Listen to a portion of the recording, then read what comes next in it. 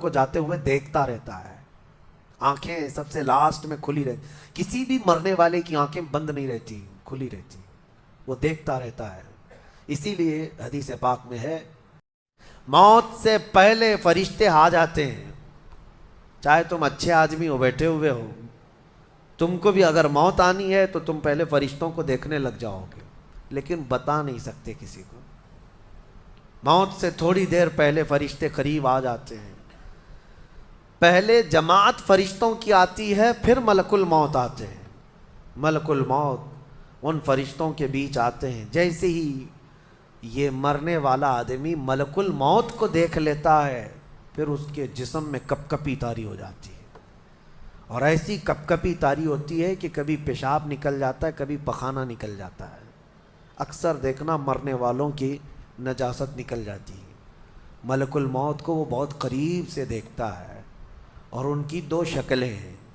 ایک بہت بھیانک شکل ہے, اس کو دیکھنا ہی عذاب ہے, اور ایک بہت خوبصورت شکل ہے, ان کو دیکھنا ہی رحمت ہے. وہ نیک بندوں کی روح نکالنے کے لیے جب جاتے ہیں تو خوبصورت شکل میں جاتے ہیں, اور جب گنہگاروں کی روح نکالنے جاتے ہیں تو بھیانک شکل میں جاتے ہیں. اور ان کو دیکھتے ہی مرنے والے کا جسم پیلا پڑ جاتا ہے, پیشانی اکھڑ جاتی, آنکھیں پھٹی رہ جاتی, اور پھر خرخرا آنے لگ جاتا ہے, یعنی خرخر کی آواز تیز ہو جاتی ہے.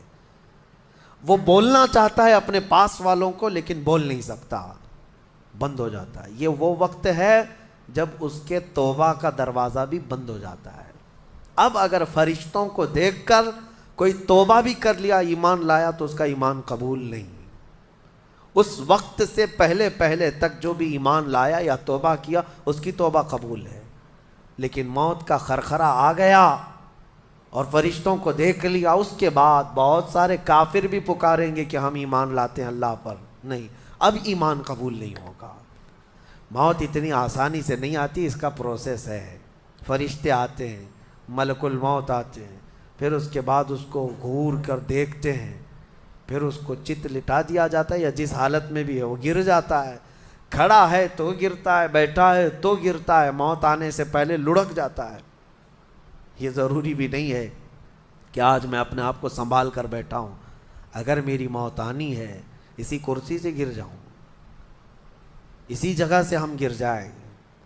اور اس کے بعد ملک الموت روح کھینچنا شروع کرتے ہیں, پیروں کے ناخنوں سے لے کر, ہاتھوں کے ناخنوں سے لے کر, اس کے جسم کے ہر حصے سے لے کر ناک تک کھینچتے ہوئے لاتے ہیں. اور اس کے بعد جب پوری روح نکل جاتی ہے, وہ لے کر کے چلتے رہتے ہیں, اور مردہ ان کو جاتے ہوئے دیکھتا رہتا ہے. آنکھیں سب سے لاسٹ میں کھلی رہتی. کسی بھی مرنے والے کی آنکھیں بند نہیں رہتی, کھلی رہتی, وہ دیکھتا رہتا ہے. اسی لیے حدیث پاک میں ہے جب کسی کی روح نکل جائے تو سب سے پہلے تم اس کی آنکھیں بند کر دو. ہمیں بند کرنا ہوتا ہے, اور اس کے بعد منہ بھی کھلا رہ جاتا ہے, منہ اوپن رہ جاتا ہے. فرمایا گیا منہ کو دبا کر بند کر دو. یہ سب نشانیاں ہیں میرے عزیزوں موت کی سختیوں کی. آپ کو پتہ ہے جب رسول کریم صلی اللہ تعالیٰ علیہ وسلم کی وفات آئی, اللہ اکبر, نزع کا عالم اتنا سخت تھا کہ بار بار حضور اکرم صلی اللہ علیہ وسلم کو پورے پانی کے مٹکے انڈیل دیے جا رہے تھے. 3 مٹکے حضور پر انڈیل دیے گئے موت سے پہلے, اور حضور اس کے بعد تھوڑا آرام محسوس کرتے, اور پھر شدت کا بخار. اور وہ آخری وقت تھا جب حضرت فاطمہ آپ کے پاس آئی تھی. حضور نے ان کے کان میں بتا دیا, وہ رونے لگ گئی. کیا کہا تھا حضرت فاطمہ کہتی ہیں, حضور نے فرمایا اے فاطمہ اب میں جا رہا ہوں, میرا آخری وقت ہے. پھر ایک دوسرے کان میں ان سے کہا میرے خاندان میں سے سب سے پہلے تم مجھ سے ملنے والی. آج یوم فاطمہ بھی ہے, سیدہ کائنات کا آج یوم وصال ہے, 4 رمضان المبارک. تو رسول کریم صلی اللہ تعالیٰ علیہ وسلم حضرت عائشہ صدیقہ کے سینے سے سر لگا کر لیٹے ہوئے تھے. حضرت عائشہ فرماتی ہیں سنو, مجھے پتہ ہی نہیں تھا. حضور حضرت عائشہ سے زیادہ محبت کرتے تھے, اسی لیے آخر وقت میں حضرت عائشہ کے ہی حجرے میں رہنے لگے, باقی دوسری بیویوں کے یہاں نہیں جاتے. حضرت عائشہ کہتی میں حضور اکرم صلی اللہ تعالیٰ علیہ وسلم کو کبھی مسواک دے رہی، کبھی پانی کے چھڑکاؤ کر رہی۔ تھوڑی دیر کے بعد حضور اکرم صلی اللہ تعالیٰ علیہ وسلم لیٹے لیٹے اسی طرح رہ گئے۔ حضرت عائشہ کہتی ہے میرے سینے پر حضور کا سر تھا، وہ اتنا بھاری ہو گیا مجھے لگتا تھا کہ میری پسلیاں ٹوٹ جائیں گی۔ یہ حضرت عائشہ کہتی ہیں مجھے ایسا لگتا تھا کہ میری پسلیاں ٹوٹ جائیں گی۔ ہوا کیا تھا؟ حضرت عائشہ فرماتی ہیں دروازے پر جبرائیل امین آئے، روح نکلنے سے پہلے کی بات ہے۔ حضرت عائشہ فرماتی ہیں حضور کے پاس جبرائیل آخری بار آئے، وہ غمگین حالت میں آئے یا جس حالت میں ہو۔ حضرت رسول کریم صلی اللہ علیہ وسلم سے عرض کرنے لگے یا رسول اللہ، دروازے پر موت کا فرشتہ کھڑا ہے، آپ کی اجازت چاہتا ہے، اگر آپ اجازت دے دیں تو وہ آئے گا اور آپ کی روح پاک کو اللہ کے حضور لے جائے گا۔ اور یا رسول اللہ، آج سے پہلے اس فرشتے نے کسی سے اجازت نہیں لی اور قیامت تک کسی کی روح نکالنے کے لیے وہ اجازت لے گا بھی نہیں۔ یہ صرف رسول پاک کی خصوصیت تھی۔ حضور نے فرمایا آنے دو۔ ملک الموت آئے اور جب حضور کی اجازت سے روح نکالی تو حضرت عائشہ کہتی ہیں اتنا بھاری ہو گیا تھا سر کہ مجھے لگتا تھا کہ میری پسلیاں ٹوٹ جائیں گی سینے کی۔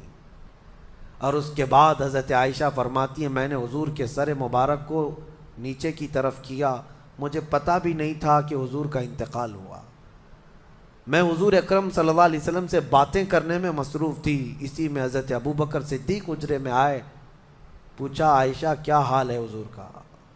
حضور اکرم صلی اللہ علیہ وسلم کو دیکھا حضرت ابوبکر نے اور پیشانی مبارکہ پر ہاتھ رکھا تو وہ بہت ٹھنڈی تھی، ماتھے کو بوسہ دیا اور ایک آہ بھری اور ایک جملہ کہا تھا یا رسول اللہ، ایک بار موت آنی تھی وہ آپ پر آ گئی، اب موت کی سختی اللہ دوبارہ کبھی آپ کو نہیں عطا کرے گا۔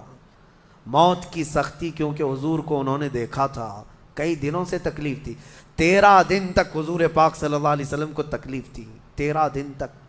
حضرت ابوبکر کہتے ہیں یا رسول اللہ، اب موت کی سختی دوبارہ کبھی نہیں آئے گی، جو اللہ کا وعدہ تھا وہ پورا ہو گیا۔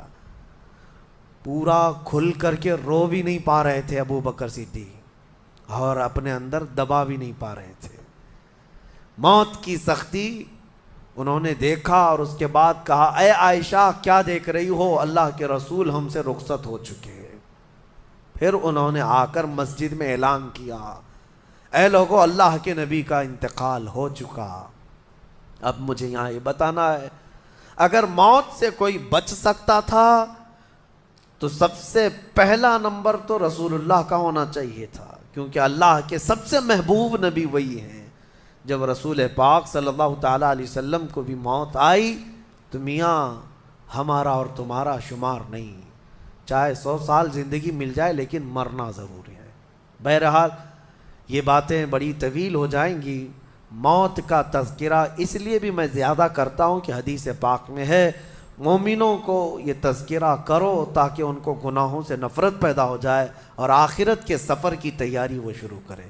اللہ کریم ہم سب کو دنیاوی خرافات سے محفوظ فرمائے، دنیا کی لذتوں سے اور یہ فانی خرافات میں مبتلا ہو کر آخرت بھولنے سے اللہ ہماری حفاظت فرمائے۔